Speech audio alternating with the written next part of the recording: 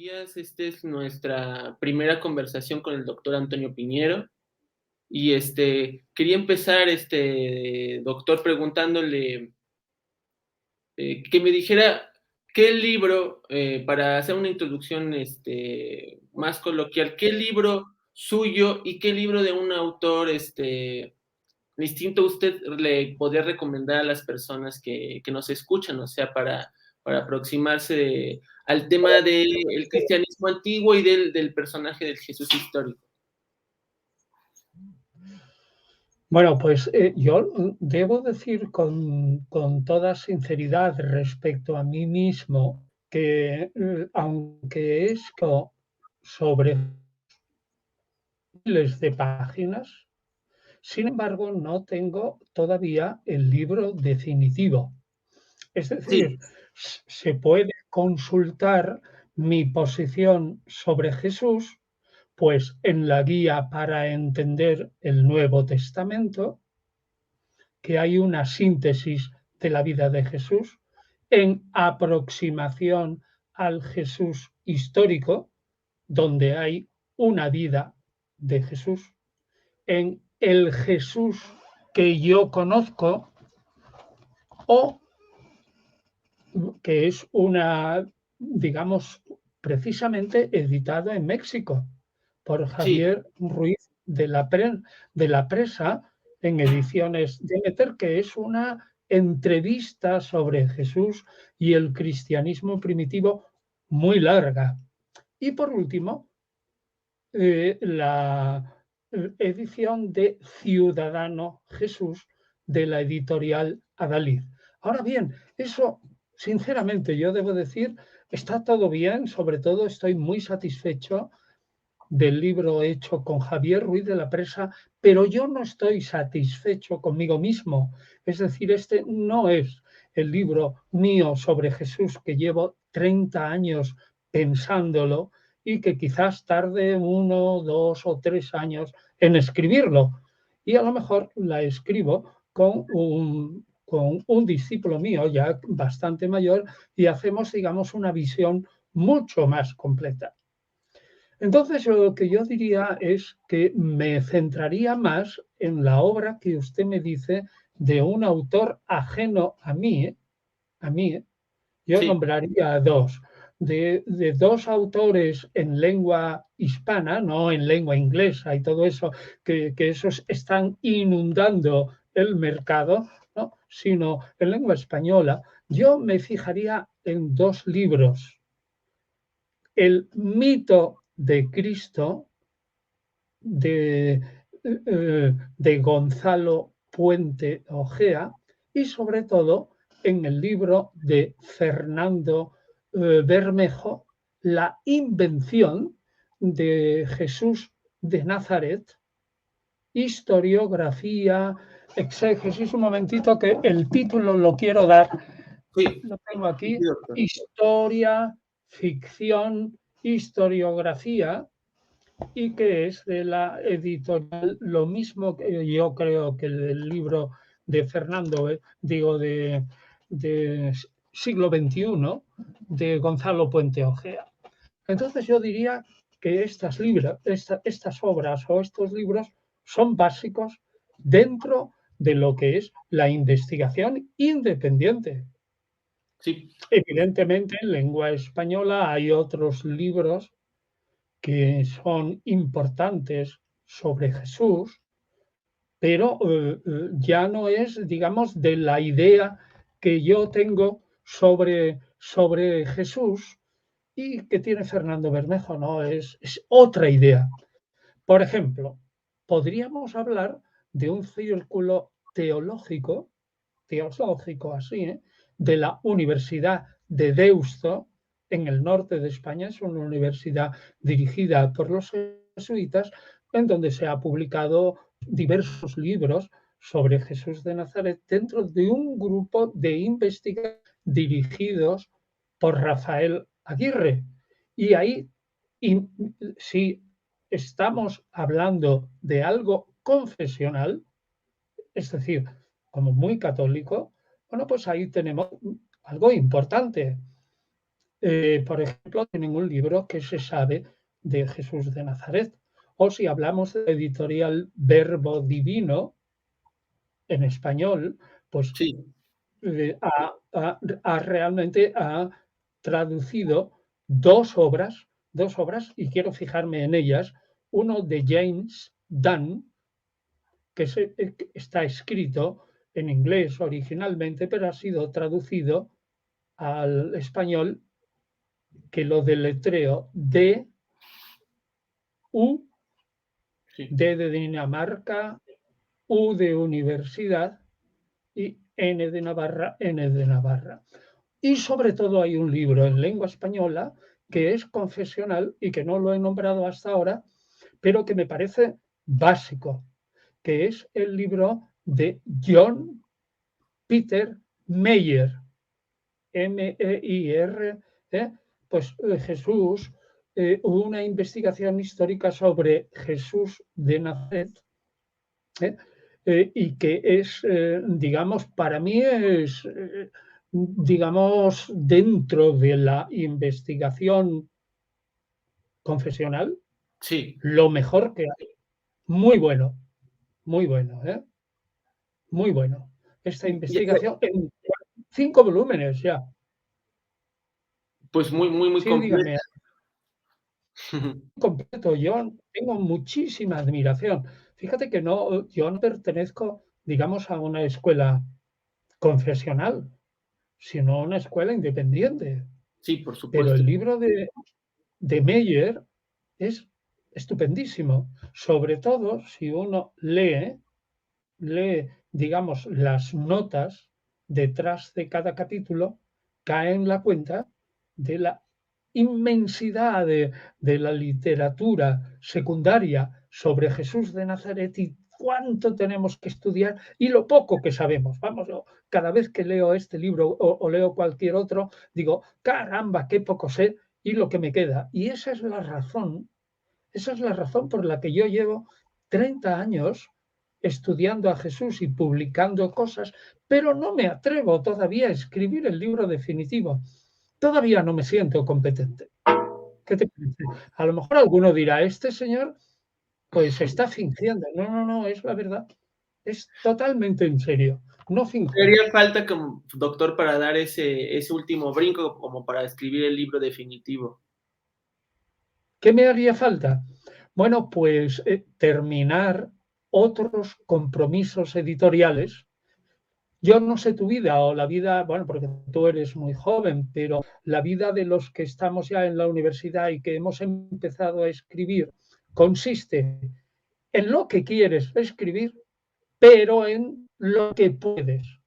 En mi caso, yo que no he aprendido todavía, y soy muy mayor, ya sabes que yo tengo 80 años ya, ¿no? Entonces he aprendido a decir que no. Y entonces tú comprenderás que se mete un montón de paréntesis en la vida y dices sí, sí, sí. Y entonces cuando empiezas una cosa, resulta que, que no escribes lo que tú tenías en mente, sino otra cosa distinta, aunque sea tuya. Bueno, pues entonces eso es lo que me ha pasado a mí, que he dicho sí, sí, sí, y entonces no he tenido tiempo para escribir el Jesús definitivo. Así que en una palabra, tengo que terminar los Sí. contratos que llevan años sin cumplirse. ¿Y qué lo ha llevado, Por ejemplo, doctor, a ser, no a solo quedarse en el círculo académico, sino a ser una persona tan abierta para participar en programas de televisión o en programas de internet de manera tan seguida? O sea, hay pocos especialistas que tienen esa característica de tener un acercamiento no solo con lectores especializados, sino de que el público en general pues se trata de acercar esos temas. No sé, ¿a qué cree que se debe ese acercamiento tan marcado como a las personas, digamos, lego, que pues no están familiarizadas de todo?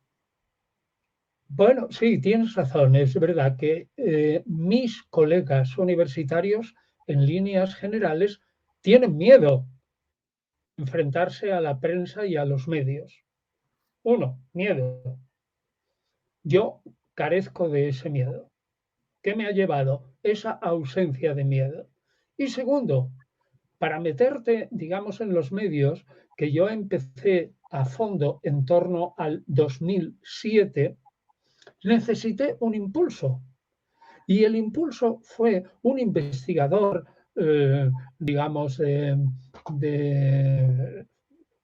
de ocultismo u otros personajes, ¿no? Que al principio de la tradición, perdón, de la transmisión española de poderes desde la dictadura hasta la democracia en torno al 78, pues entonces me empujaban Sí, algunos periodistas que eran amigos, porque después de esa transición, ¿no?, de la dictadura a la democracia, se abrió, digamos, como la mentalidad de la gente. Y entonces, pues todo el mundo decía, hombre, vamos a...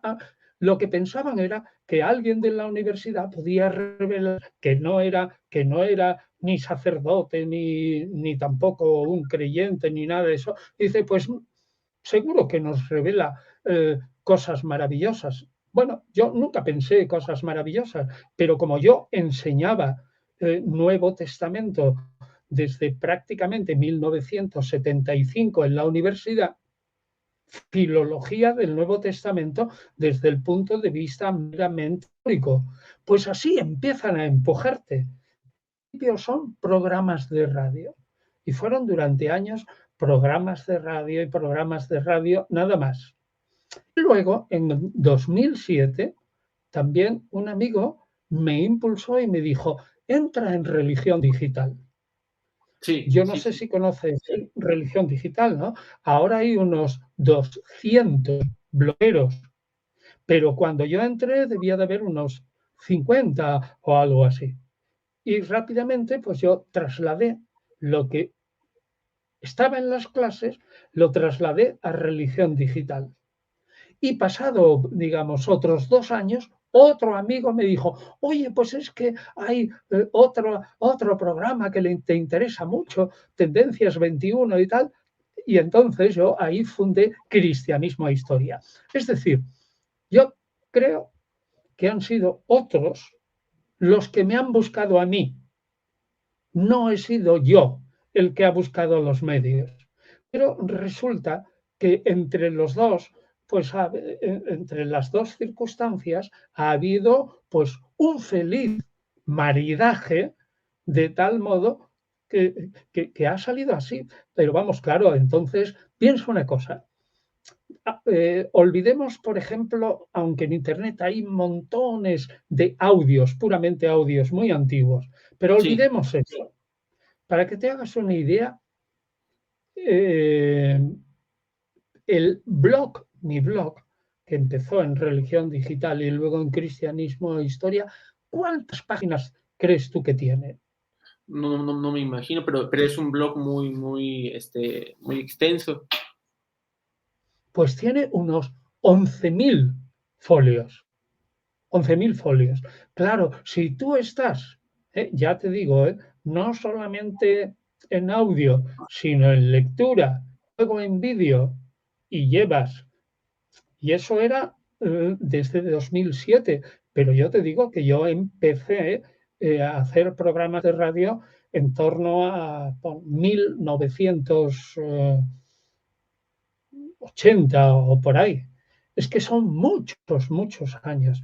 Bien, Sí, y respondiendo directamente a tu pregunta, en parte ya te he dicho que me empujen, que me han empujado, ¿no? Y segundo, pues que yo vi en la cuenta de algo que yo creo que tú como periodista me has oído decir alguna vez. Y si no, lo repito, que es lo siguiente. Un, caí en la cuenta de lo siguiente. Un catedrático de universidad sin un amigo periodista es casi un cero a la izquierda. sí, y ha No me tenido atrevo. además pues sí, una experiencia muy armónica porque ha sido bien acogido. Digo, por supuesto que hay personas que no siempre reaccionan bien a este tipo de análisis críticos de temas que pueden ser sensibles para los creyentes, pero ha sido pues muy armónica esa relación, como usted dice, un maridaje especial. Pero me llama mucho la atención a qué se debe de manera biográfica esa atracción tan potente por Ah, una figura como bueno, eso Jesús. es distinto. Bueno, pero eso también, ten en cuenta que es la vida, es decir, yo soy yo y mi entorno, ¿no? O yo soy yo y mi biblioteca. Yo hice clásicas, hice filosofía, ¿eh? Pero yo quería dedicarme a las clásicas, a las lenguas clásicas.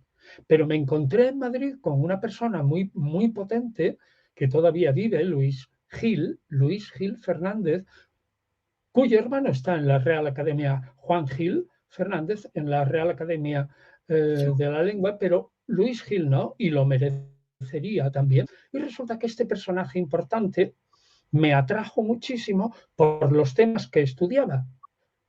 Y yo pues fui allí para hacer algo que, pues no sé, no tenía la tesis doctoral perfectamente delimitada. Estamos hablando en 1970. Fíjate cuántos años hace 51 años, ¿no? Y Sí, entonces yo pues estaba despistado. Había estado toda mi vida así en la universidad y dando clases en enseñanza media, estaba despistado. Y entonces él dijo, oye, yo he escrito un libro que ha tenido mucho éxito, que era Los antiguos y la inspiración profética. Y me dice, oye, ¿y esto de los antiguos y la inspiración, perdón, profética y poética? ¿Eh? Y hablaba sobre todo de Platón y Aristóteles y de Hesíodo y de cómo las musas o cómo la divinidad se metía dentro del profeta y entonces el profeta perdía el sentido y hablaba la divinidad como metido dentro del vientre y utilizaba la garganta y tal. Y entonces me dice, oye, yo estoy pensando, Luis Gil Fernández, con esas intuiciones que tienen los genios, y este hombre lo es, me dice, oye, ¿por qué no continúas mi libro en el cristianismo? Yo creo que la inspiración de los libros cristianos, hay que tener en cuenta que entonces había en la Complutense una Universidad Complutense de Madrid, ¿eh? Una sección que se llamaba Filología Bíblica Trilingüe, ¿no? Y sí. entonces, allí me dice él, y Luis Gil estaba ahí enseñando griego cristiano, griego de la Koiné, y me dice, pues yo creo que el canon del Nuevo Testamento, fíjate, nada menos, cómo se formaron las escrituras cristianas. Dice, yo creo que eso se debe a la inspiración, y una inspiración no entendida al modo judío, sino al modo griego, platónico. Dije, oh, caramba, vaya un tema más interesante. Vaya Yo un que tema más soy, interesante. claro, de decisiones rápidas, pues a mí este hombre, que yo ya lo admiraba profundamente, pues me cautivó. Este hombre es Luis Gil, ¿no? Y entonces seguí e hice la tesis durante 4 años. E hice un libro muy gordo, muy gordo, era en folios y escrito a máquina. Tenía 1430 páginas aquella Muy tesis, voluminoso. muy voluminoso, y aquello no se podía publicar. Y entonces publicamos 80 páginas. Yo casi he perdido, no sé ni siquiera dónde tengo ese librito. Y ahí empezó todo. Él fue el que me metió ahí. Y dije yo, bueno, si yo ahora me dedico solamente a las clásicas y veía a otros colegas que tenía al lado, ¿no? Que decían, hombre, pues vamos a dedicarnos toda la vida a estudiar el dialecto de la isla de Eubea. Y yo decía, Dios mío, yo toda la vida dedicado al dialecto de la isla de Eubea. Y venía otro catedrático de estos que estaban en Madrid y dice, no, pues tú tienes que estudiar las laringales en indoeuropeo. ¡Uf! Demasiado duro. Entonces, claro, a mí eso me convenció y me pareció que quien pisaba sobre 3 terrenos, Atenas, Roma y Jerusalén. El que pisaba esas 3 cosas se haría dueño de la explicación de gran parte de la civilización occidental. ¿Y, ¿Y qué me ocurrió entonces? Que me di cuenta que no sabía hebreo ni arameo. Y entonces ya estando en la facultad, pues hice esa licenciatura de bíblica trilingüe y estudié. Hombre, yo estudié todo lo que pude, ¿no? Pero yo no soy ningún especialista en absoluto. O sea, mis colegas saben muchísimo más que yo de hebreo y arameo. Bueno, pero yo me defiendo para simplemente andar por casa. Y entonces lo estudié eso y, claro, en el momento en que yo contrasté haciendo mi tesis, ¿no? Lo que yo tenía como profundamente cristiano, ¿no? La imagen de Jesús. Y cómo después, viendo justo esos escritos judíos, ¿eh? Escritos judíos de una época anterior al cristianismo, caí en la cuenta y dije, caramba, si esta gente está hablando del Mesías y de lo que va a ser y todo esto, y resulta que son escritos apócrifos, y luego resulta que pasan los siglos y en el cristianismo se convierte en un dogma que tienes que creer. Eso, claro, me llevó por una parte a hacerme un racionalista y a perder mi fe antigua, ¿no? Pero por otra parte, me llevó a entusiasmarme no solo con la figura de Jesús, sino con toda esa literatura que explica la figura de Jesús.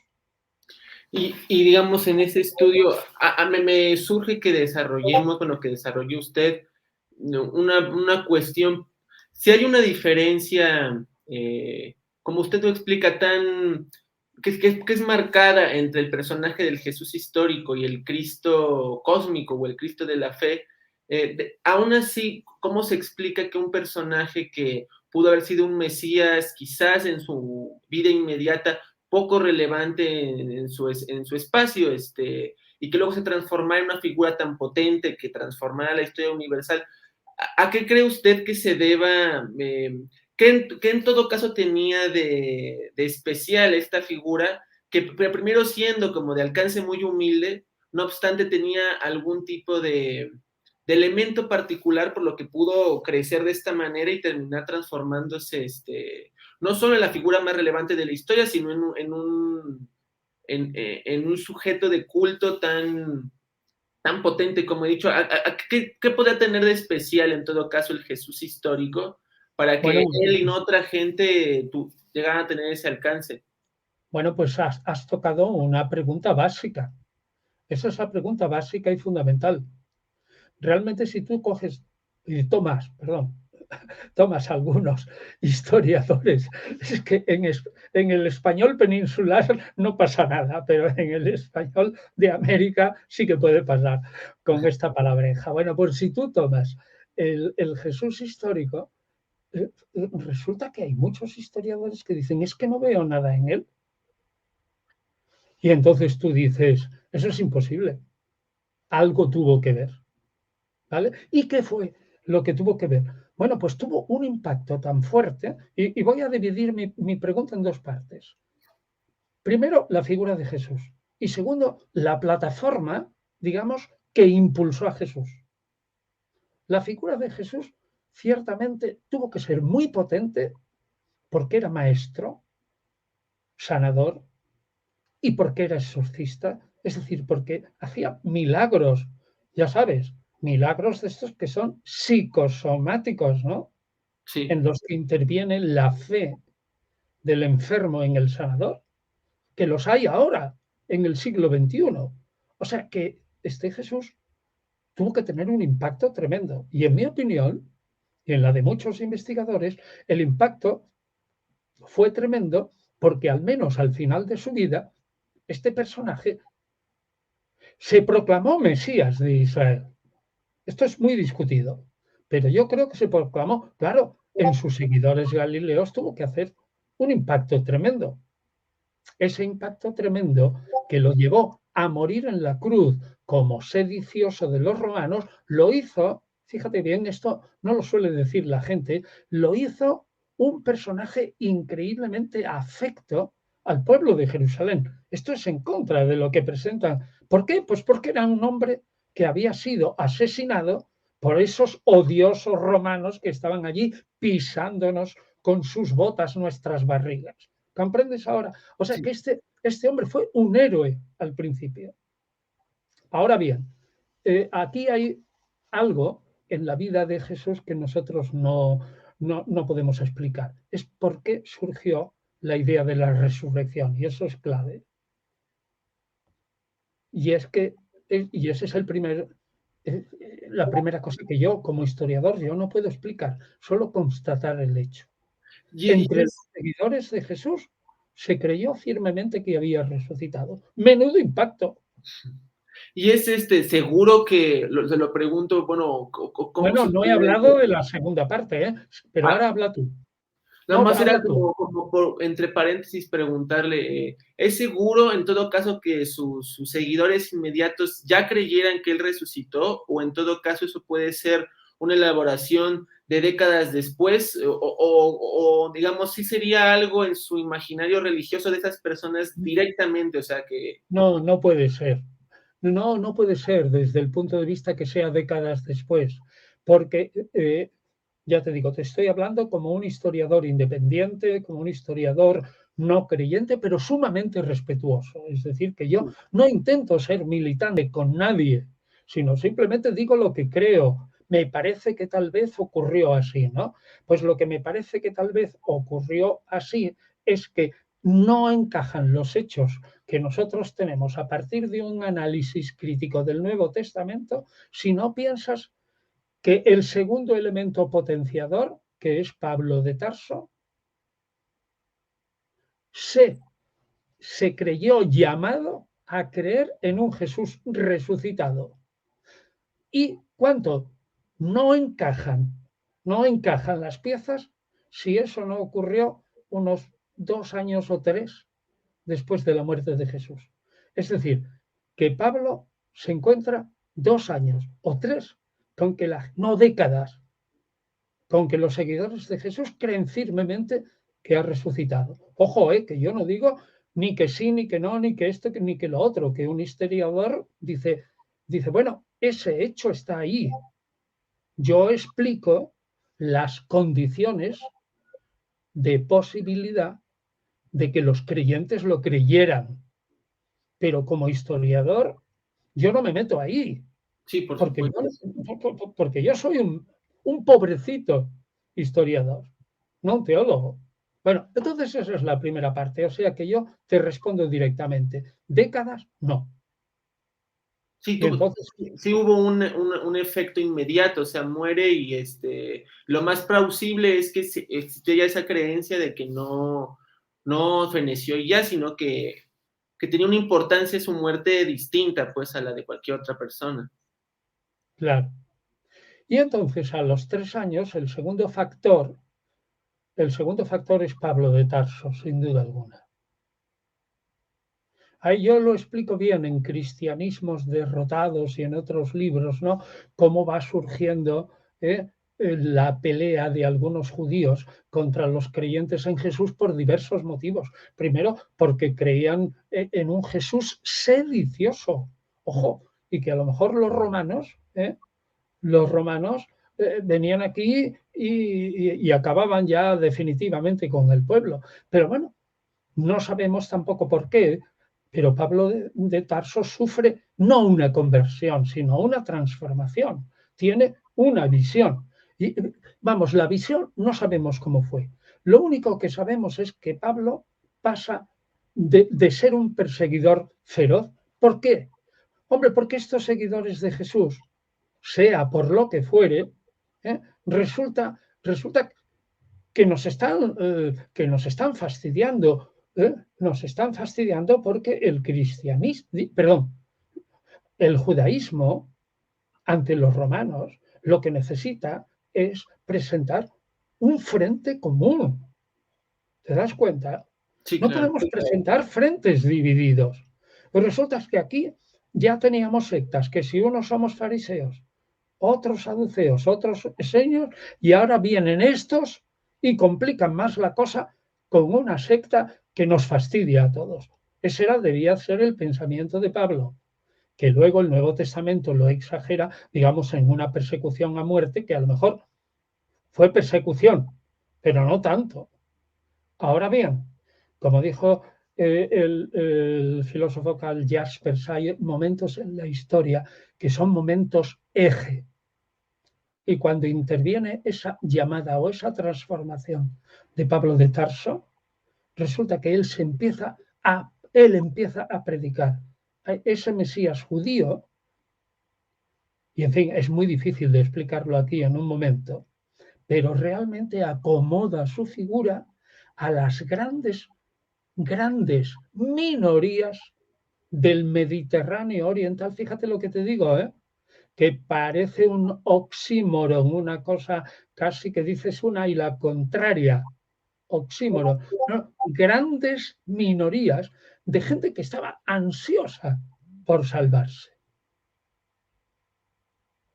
Y gente que daba el máximo de dinero posible por ir a un santuario, hacer una iniciación y conseguir que su alma, que ya de por sí era inmortal, lo fuera de hecho. Es decir, que en la subida del alma a través de las esferas celestes no vinieran unos arcontes, es decir, unos jefes, unos mandatarios malvados, y resulta que me impidieran a mi alma subir al cielo. Y se gastaban el dinero. Y entonces Pablo dijo claramente, en esa época axial, yo tengo realmente la solución a este problema, tanto para los judíos como para los paganos. Oye, y tuvo tal impacto, y yo eso sí que lo explico claramente, en un capítulo final de mi libro, el guía para entender a Pablo de Tarso, de la editorial Trotta, que al final digo, el clamoroso éxito de Pablo de Tarso, razones por las que este hombre eh, se llevó el gato al agua. Y entonces yo digo, bueno, pues en realidad, en términos económicos, porque todo esto, todo este capítulo nació de una conferencia, de un círculo de marketing en la que yo les intenté, en Córdoba, España, porque hay Córdoba en Argentina y Córdoba en 1000 sitios, no, en Córdoba, España, en la que yo le intentaba explicar a unos economistas que Pablo había sido un mercadotécnico, o sea, un hombre, un marketingiano fabuloso, ¿no? Y primero, que había tocado la fibra más sensible, lo de la salvación, y que había vendido una acción maravillosa que aunque costara mucho, el precio en el cielo era estupendo, pero que esa acción encima era gratis. Mientras que esas religiones de misterios, o sea, esos que querían salvarse a toda costa, ¿no? U otros judíos, no judíos, perdón, que veían al judaísmo con buenos ojos, pero dicen, ¿yo cómo me voy a hacer judío? Se ríe la gente de mí. Y Pablo, pues cogió a esos y les vendió una acción, con esta acción, una acción de bolsa, pero de la bolsa religiosa. Estoy hablando en metáfora, estoy simplificando. Alguien me dirá que eres un traidor porque estás simplificando, pero creo que es muy importante que se comprenda el impacto de este personaje. Jesús no hubiera sido nada sin el otro personaje que lo transformó en una acción que se podía comprar a costa quizás de tu vida, pero que el rendimiento en el mercado de valores religiosos era extraordinario. Salvabas tu alma y para siempre. Y encima, gratis, gratis y sin esfuerzo. Gratis. Sí, el mayor publicista de la historia, se puede Para decir. mí, uno de los grandes publicistas de la historia. Y tuvo éxito. ¿Pero por qué tuvo éxito? Porque era. Pero si esto ya lo ha dicho mucha gente, yo no descubro el Mediterráneo, ¿no? El hombre adecuado en el momento adecuado con el mensaje adecuado. ¿Sí o no? Sí. El Mediterráneo oriental, eje axial de la historia. Oye, funcionó.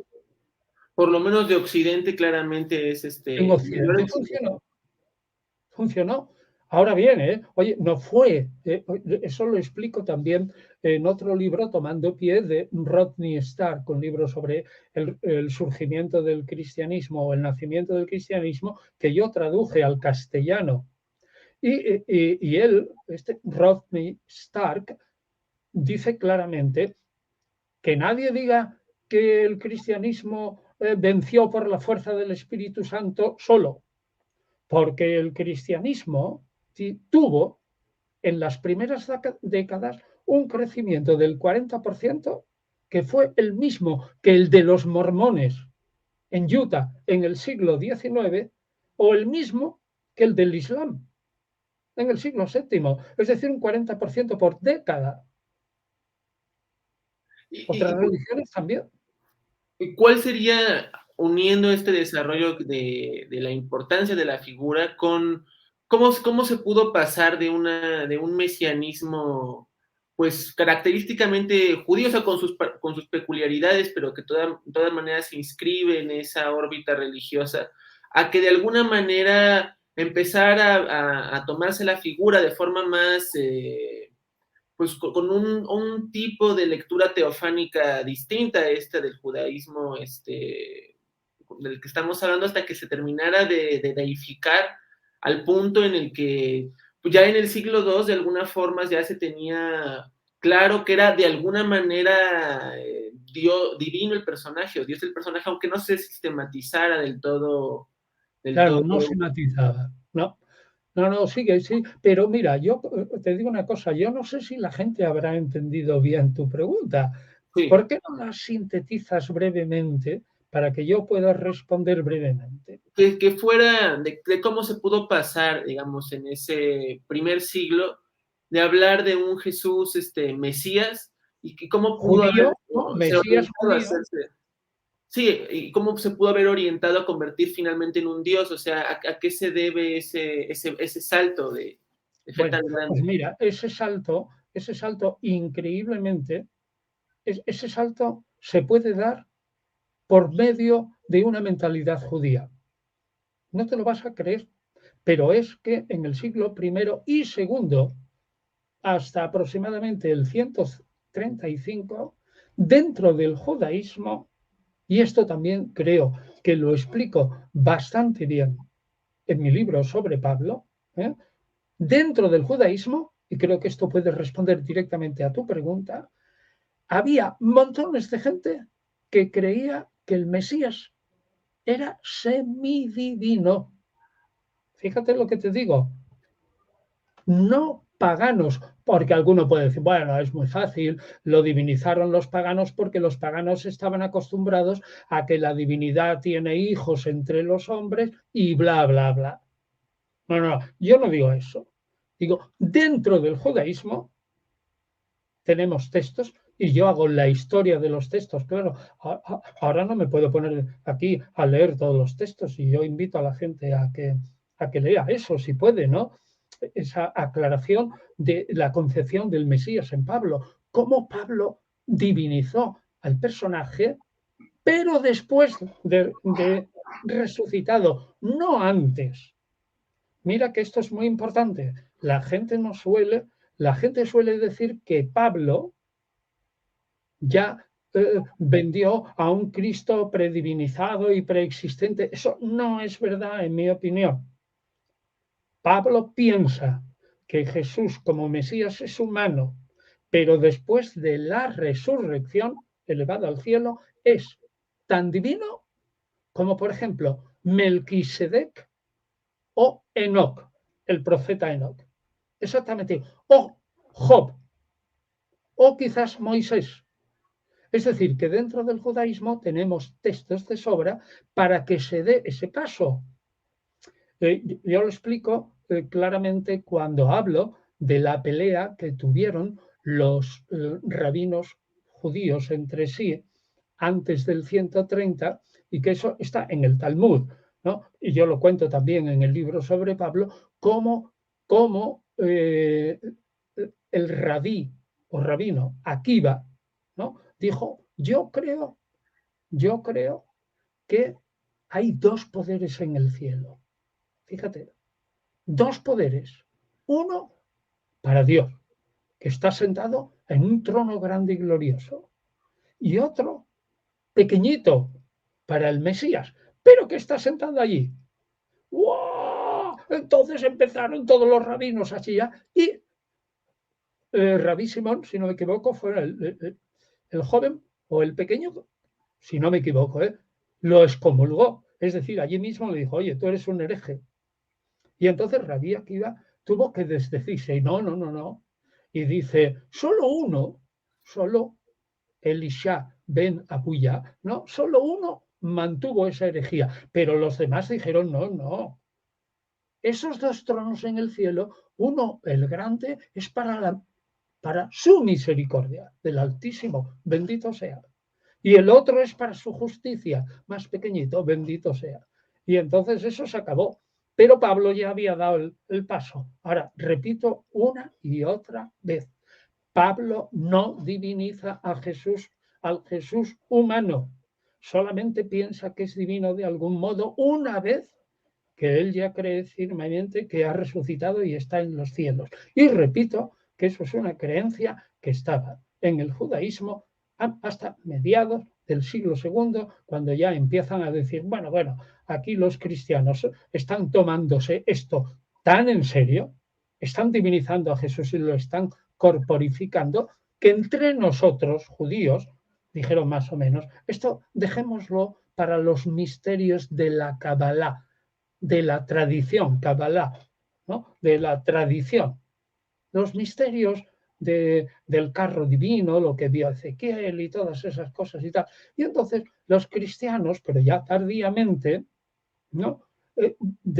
Divinizaron a Jesús, mientras que los judíos todo ese afecto de la divinización lo orientaron hacia el sentido espiritual de una divinización del ser humano por pensar en los nombres divinos de Yahvé y todo eso que es muy difícil de entender, que es la Cábala, o mejor dicho, la Kabbalah de Kibel, ¿no? de la tradición.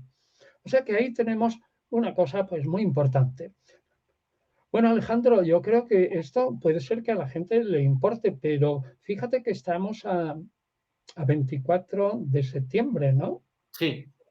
Y tú sabes qué es lo que yo estoy haciendo ahora y que me interesaría muchísimo hablar de ello. Sí, dígame, doctor.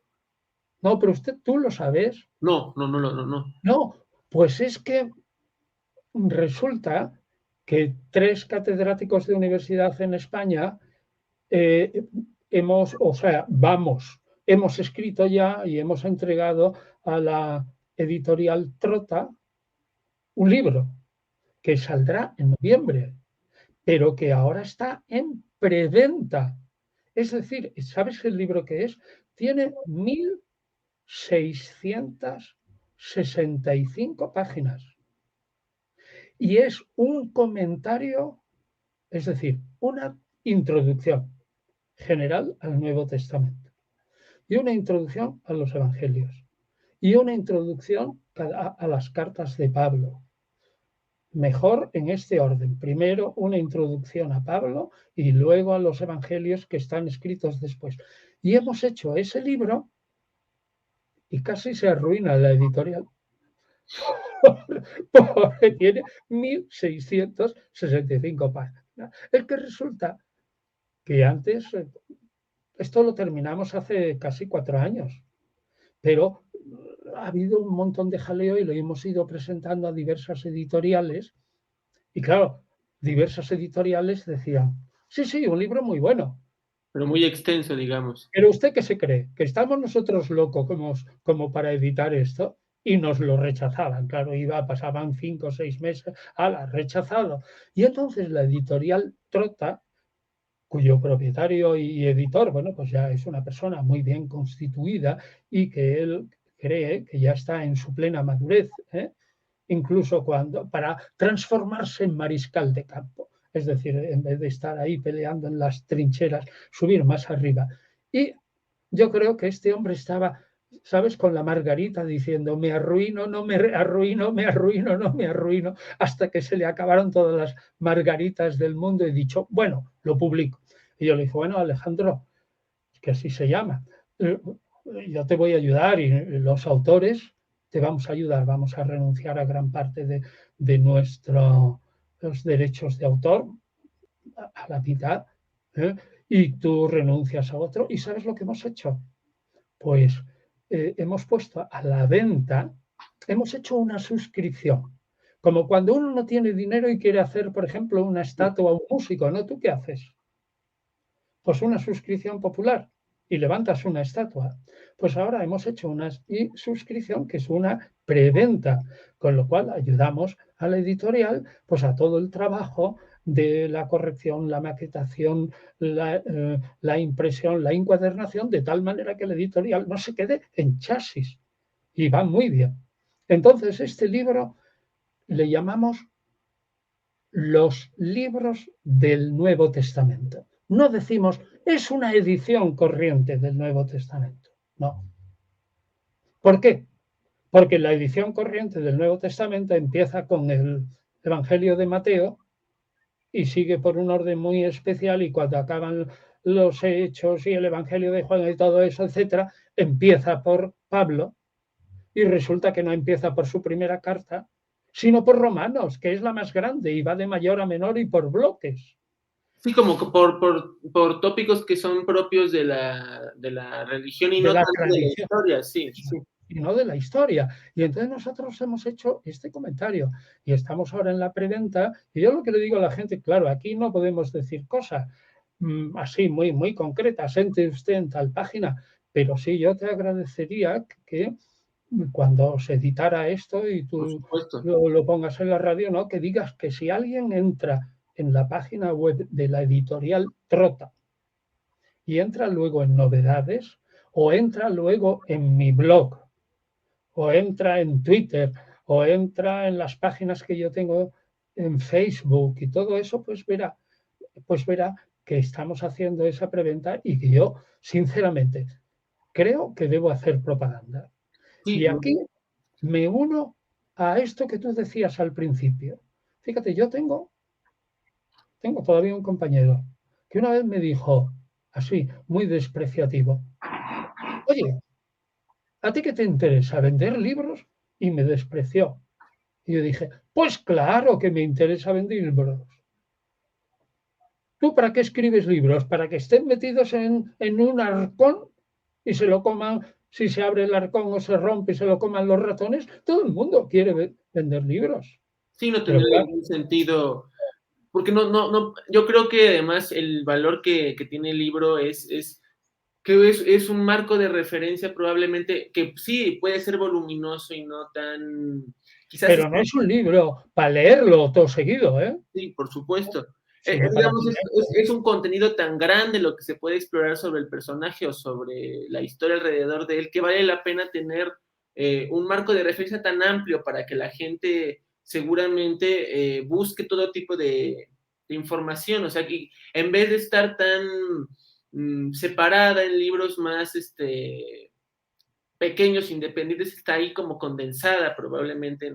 Bueno, digamos, la introducción, esta edición, porque es una edición, realmente está condensada al principio, todo eso que tú dices en una introducción general, pero luego toda esa materia no la deducimos porque sí, Sí, sino lo que estamos haciendo es un trocito de traducción, por ejemplo, en los evangelios, ¿no? Y luego un comentario. Por ejemplo, yo lo pongo en esto que pues se puede leer en esta, digamos, sana propaganda que estamos haciendo. ¿Qué es lo que nos pregunta la gente? Oiga, a mí muchas veces, oiga, esto de la multiplicación de los panes, ¿es verdad o es mentira? Por poner un ejemplo, ¿no? Pues sí. entonces, claro, no se trata ahí de hacer un tratado sobre la multiplicación de los panes, pero la multiplicación de los panes sale en el Evangelio de Marcos y sale también dos veces, ¿no? Y sale también en, en, en el Evangelio de Mateo, en el de Lucas y de alguna manera sale también en el Evangelio de Juan.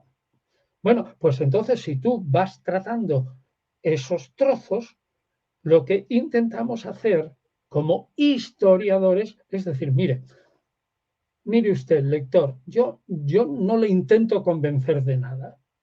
Yo no soy un militante, pero yo lo veo, usted aquí tiene delante la multiplicación de los panes. Ahora le voy a decir lo que piensan los católicos, lo que piensan los protestantes y ortodoxos, y los que pensamos los independientes, y las dificultades históricas que esto puede tener o no puede tener. Y usted piense lo que quiera. Es Y, decir, que este comentario es independiente. y imagino que es un esfuerzo muy grande, digamos, porque entre creyentes, a católicos, protestantes, aunque por supuesto, o sea, los historiadores, pueden tener opiniones distintas al sumergirse en estos temas, pero parten de algo a priori doctrinal. Pero, digamos, reconciliar a pensadores críticos, laicos, o sea, que no tienen necesariamente ese marco de referencia doctrinal y decir, vamos aún así a decir lo que es más plausible sobre el personaje o sobre estas cosas, aún así es más complejo, porque como no hay ese a priori de decir partimos de la doctrina, que es una, sino que vamos a tratar de conjuntar pues todo un esfuerzo intelectual, un ejercicio que es por autor, por persona, y decir, bueno, en todo caso, ¿cómo hablamos coralmente sobre estas cosas plausibles sobre el personaje? Y me imagino que es un esfuerzo hermoso, pero al mismo tiempo muy complicado. Sí, yo creo que lo has dicho muy bien, mejor que yo todavía, porque realmente es así. Yo lo único que te diría es que insistiría que no se aterrorice la gente, que un historiador verdadero, si es verdadero, no puede ser militante. No puede atacar a la religión porque le dé la gana, ni su misión es atacar a la religión. No lo es. Allá los teólogos. La misión del historiador es lo que tú decías, exponer lo plausible, lo razonable, lo que parece que creemos que fue histórico. Así que tú lo has explicado muy bien. Enhorabuena. Por eso el comentario este yo digo, bueno, es laico, sí. Es confesional, sí. Es decir, no depende de iglesia alguna, sí, pero no es militante. Ojo, ¿eh? ¿Qué lo marca usted, por ejemplo, respetando muchísimo a Puente Ojea, por ejemplo, que fue un hombre extremadamente inteligente, pero no obstante era más militante, quizás en su ateísmo, o digamos, o en, no en una especie de encono desagradable con los creyentes, pero sí más abierto, como de y no obstante ustedes más atemperados sobre estas cuestiones, que yo creo que es útil porque de alguna manera no espanta al creyente como para tomar junto con usted una posición más crítica, decir, yo creo, pero no obstante quiero saber más, o sea, desde lo que se puede decir de la historia, que, digamos, ¿a qué se debe como ese temperamento como medido que tiene usted? Bueno, eso quizás sea, a pesar de que yo sea como un león rugiente, como algunos me dicen, oye, que de vez en cuando te saltas y tal, pero mi temperamento yo creo que no tiene mérito, es el temperamento o la genética. Yo soy pactista, me gusta mucho pactar. Es decir, yo creo que la gente lo intuye. Acabas de nombrar a Puente Ojea. Mira que era un autor de mi veneración. Pero yo le decía, mira que fuimos muy amigos en vida y algunas veces me reñía, pero muchos años de amistad. Y yo le decía, Gonzalo, me parece que yo te tengo que traducir al castellano. Y él se reía. Y digo, porque yo te tengo que quitar, o sea, que la gente no piense o no opine que si no piensa como tú es tonto. Tú no lo dices, Gonzalo, le decía, pero es que parece eso. Yo creo que hay que insistir más en lo que tú decías, Alejandro, no, es plausible, me parece que, y tal. Bueno, entonces, ¿a qué se debe? Pues a que mi genética es de pacto. A mí me encanta el pacto, ¿no? Hacer pactos. Yo creo que el pacto es lo mejor en todo. ¿No te parece a ti?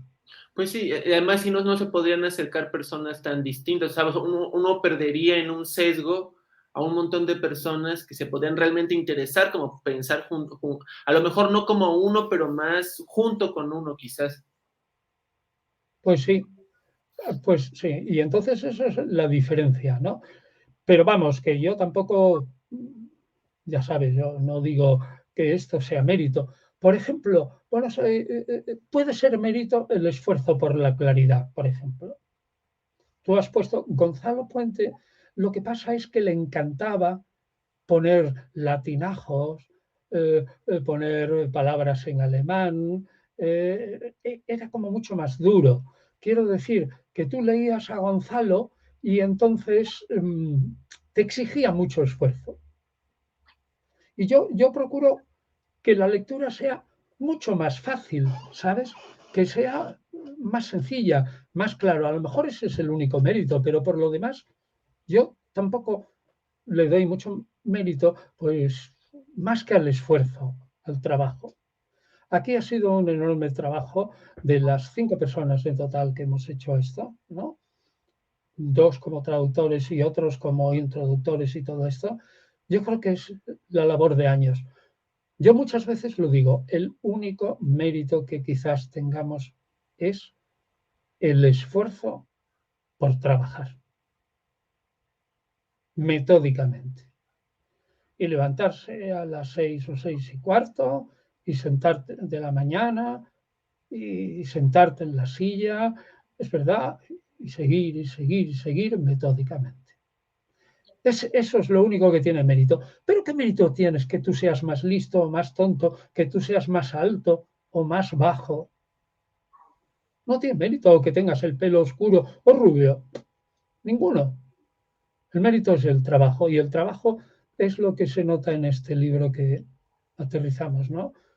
Y que es de veras muy conveniente que lo haya puesto usted sobre la mesa, porque yo creo que aunque sea voluminoso, digamos, va a ser una guía muy importante porque la cantidad de contenidos aquí, pero bien explicados, o sea, y además que en todo caso es voluminoso porque abarca muchas cosas, entonces es más bien como que sea un punto de referencia como para buscar Eso es.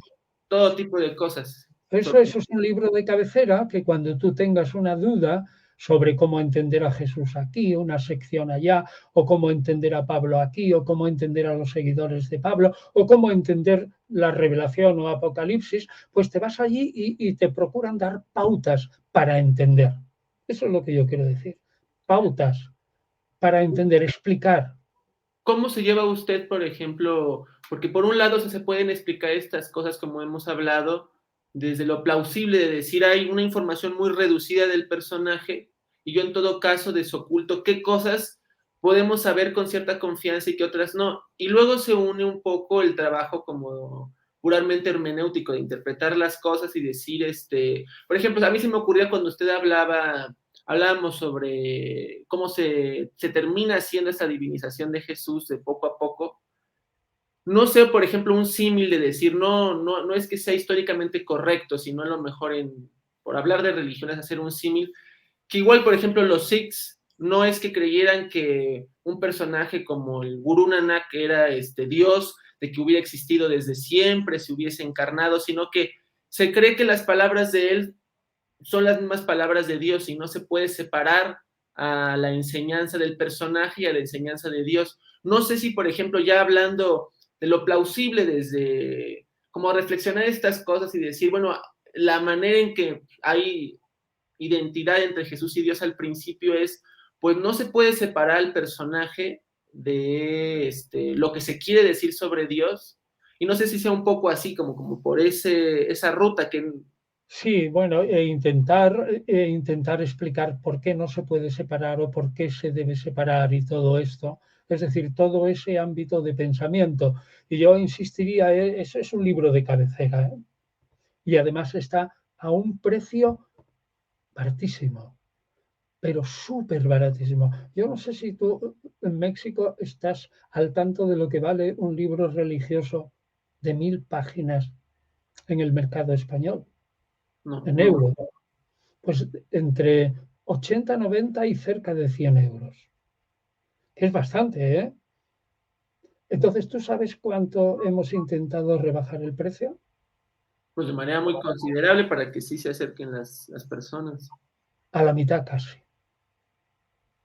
a la mitad, a la Y mitad. es un esfuerzo moral muy grande porque es por la convicción de veras de compartir esto con cualquier persona, bueno, con casi cualquier persona en todo caso. Sí, sí.